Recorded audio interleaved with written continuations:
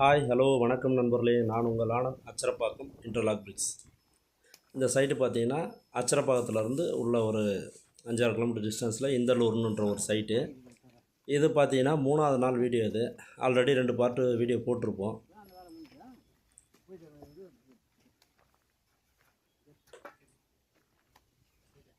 இந்த சைட்டு பார்த்தீங்கன்னா ஒரு ஒரு காம்பவுண்ட் வால் ஒர்க். இது ஒரு 11 அடி ஹைட்டு, ஒரு 50 சென்ட் ஏரியா ஃபுல்லாகவே 9 இன்ச் பிரிக்ஸால் ஃபுல்லாகவே லே பண்ணி கொடுக்குற கான்செப்ட் இது. இது பார்த்தீங்கன்னா 2 நாள் ஒர்க்கு, ஒரு எல் ஷேப் முடிச்சாச்சு. இன்னும் பார்த்தீங்கன்னா 2 நாளில் அடுத்த எல் ஷேப்பும் முடிச்சிடுவோம். அதனால் வந்து டைமிங் வந்து நீங்கள் கொடுக்குற டைமை விட பிஃபோராகவே முடிச்சு கொடுப்போம். உங்களுக்கு பார்த்தீங்கன்னா இன்டர்லாக் மெத்தட் வரும்போது உங்களுக்கு வந்து டைமிங் ரொம்ப சேவ் ஆகும், வேலையும் உங்களுக்கு குயிக்காகும். அது மாதிரி நீங்கள் க்யூரிங் பண்ணுற ப்ராசஸே இதில் இருக்காது. இப்போ நாங்கள் லே பண்ணிட்டு போகிறோன்னா நீங்கள் வந்து மறுநாள் காலையில் தண்ணி விடணும், அது மாதிரி எதுவுமே இருக்காது. நீங்கள் தண்ணி விடுற கான்செப்ட்லாம் எதுவுமே இருக்காது. க்யூரிங் பண்ண வேண்டியதும் இல்லை. இப்போ பார்த்தீங்கன்னா இந்த சைட்டோட கஸ்டமர் நம்ம சைட்லேயே இல்லை, அவர் சென்னையில் இருக்கார். அவர் தண்ணி விட வேண்டிய வேலை எதுவுமே கிடையாது. நம்ம ஒர்க்கை முடித்த உடனே அவருக்கு ஒரு வீடியோ எடுத்து அமுச்சு விட்ருவோம், அவர் அங்கேருந்தே பார்த்துப்பார்.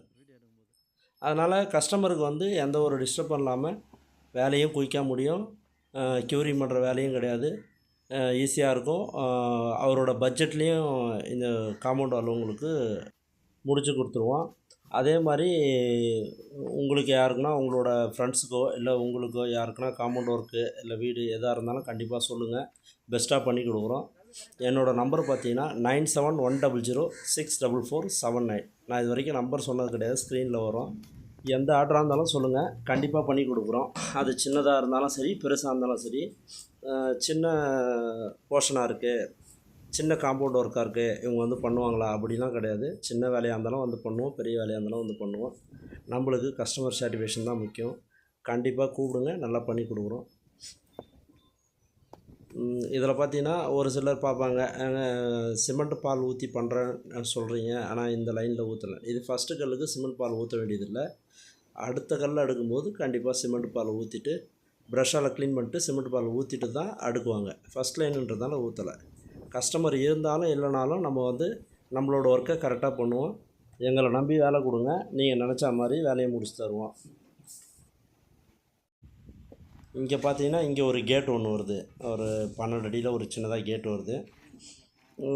அடுத்து அவங்க லே பண்ணுறதுக்கு ஏற்ற மாதிரி நம்ம ஆளுங்க கல் அன்லோடிங் பண்ணிகிட்ருக்காங்க பிரிக்ஸை.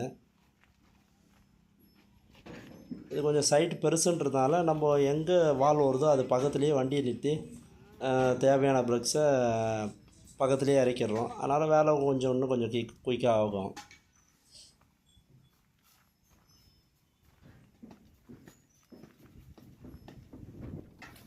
இப்போ பாருங்கள், இது 2வது லைனுன்றதுனால ப்ரஷ்ஷால் க்ளீன் பண்ணிகிட்ருக்காரு.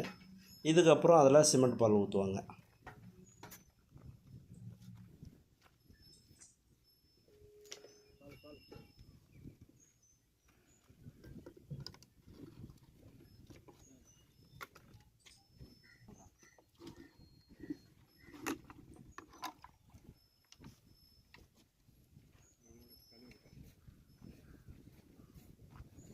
இதாங்க, அவ்வளோதான். கேப்புக்கு சிமெண்ட் பால் ஊற்றிட்டு அதுக்கு அடுத்த கல்லை அப்படியே லே பண்ணுறதாங்க.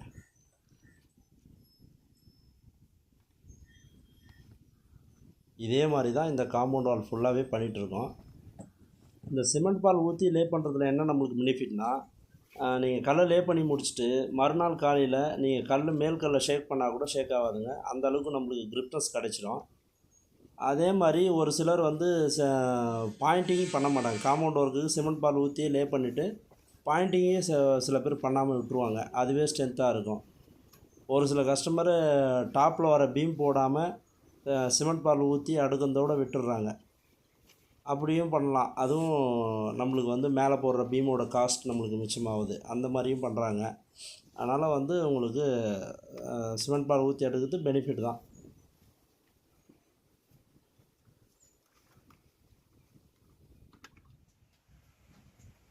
இப்போ நீங்கள் பார்க்குறது வந்து பேக் பொசிஷனுங்க. இப்போ நம்ம லே பண்ணதுக்கு அப்படியே பேக் சைடு. இது வந்து இந்த சைடு ஃபுல்லாகவே நம்ம லே பண்ணி முடித்தாச்சு. இதில் ஒரு சில இடத்துல வந்து காலம் உள்ளே போயிருக்கு. அது நம்மளோட மிஸ்டேக் இல்லை, காலம் போட்டவங்களோட மிஸ்டேக்கு.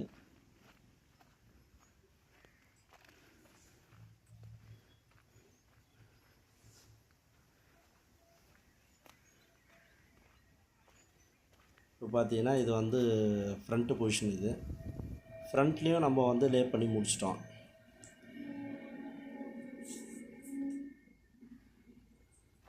நீங்கள் அந்த கோடு பார்த்தீங்கன்னா நூலுக்காக கரெக்டாக இருக்கும்.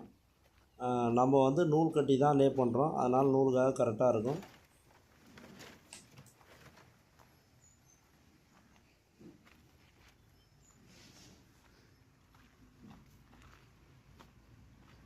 இப்போ நம்ம சைட்டோட ஃப்ரண்ட் பொசிஷனுக்கு வந்துட்டோம்.